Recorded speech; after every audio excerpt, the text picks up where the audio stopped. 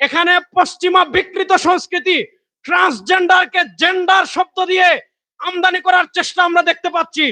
BNP সরকারকে স্পষ্ট ভাষায় বলি, আপনারা নির্বাচনের আগে মদিনা ইসলামের কথা বলেছেন। আমরা জানতে চাই, বাংলাদেশের শেখ হাসিনার আমলেও যে দুঃসাহস করা হয় নাই, দুই ট্রান্সজেন্ডার নারী যারা আগে পুরুষ ছিল নারী পরিচয়ে বাংলাদেশে তাদের বিবাহ হয়, এই ধরনের ট্রান্সজেন্ডারের বিবাহ বাংলাদেশে আমরা আর দেখতে চাই না।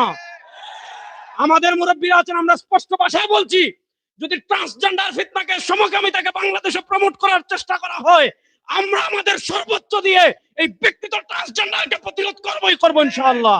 আসসালামু আলাইকুম ওয়া রাহমাতুল্লাহ। আসসালামু আলাইকুম ওয়া রাহমাতুল্লাহি ওয়া বারাকাতুহু। এখানে আমাদের মুরব্বীরা সবাই চলে আসছেন। আমি আসলে এখানে বক্তৃতা করব না, আমি শুধু একটা কথা বলবো। বাংলাদেশে আমরা দেখেছি অতীতে ফাজাইলে আমলকে উগ্রবাদী বই বলা হয়েছে। নারায়ে তাকবীর, নারায়ে তাকবীর।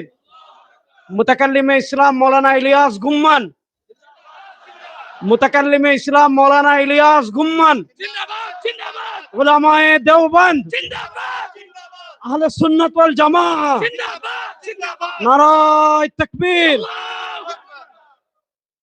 আলহামদুলিল্লাহ, মুতাকাল্লিমে ইসলাম মৌলানা ইলিয়াস গুম্মান হাফিজাল্লাহ উপস্থিত হয়েছেন, আমাদের শায়খে চরমনাই উপস্থিত হয়েছেন, আরো নেতৃবৃন্দ উপস্থিত হয়েছেন, ওনারা বক্তৃতা করবেন।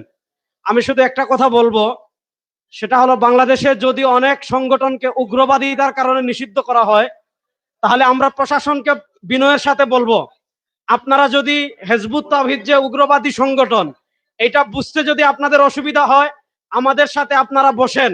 আমরা ইনশাআল্লাহ হিজবুত তাওহীদের কিতাব খুলে খুলে আপনাদেরকে দেখাবো। বাংলাদেশে অতীতে যত উগ্রবাদী সংগঠন ছিল সবকে এক পাল্লায় তুললে এর চেয়ে ডাবল উগ্রবাদী সংগঠন হলো হিজবুত তাওহীদ। সুতরাং হিজবুত তাওহীদকে আপনার নিষিদ্ধ করতেই হবে। এই দাবির সাথে আপনারা আমাদের এই দাবি মানতেই হবে। এই দাবির ক্ষেত্রে আমরা কোনো ধরনের কারোর সাথে আপোষ করব না, এক নম্বর কথা।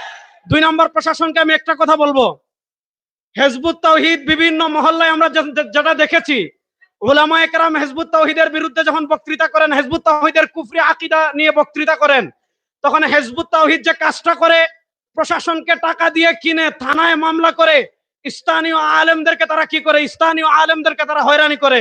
আজকে বাংলাদেশের আমাদের সকল নেতৃবৃন্দ এখানে উপস্থিত আছেন, সকল নেতৃবৃন্দের উপস্থিতিতে আমি দীপ্ত কণ্ঠে বলতে চাই, মসজিদের মিম্বর এটা হলো আমানত।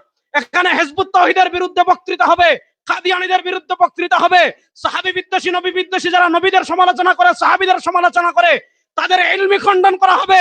যদি প্রশাসন কারো প্ররোচনায় পড়ে আলেমদেরকে হয়রানি করে, প্রশাসনের সাথেও আমাদের বোঝাপড়া হবে ইনশাআল্লাহ।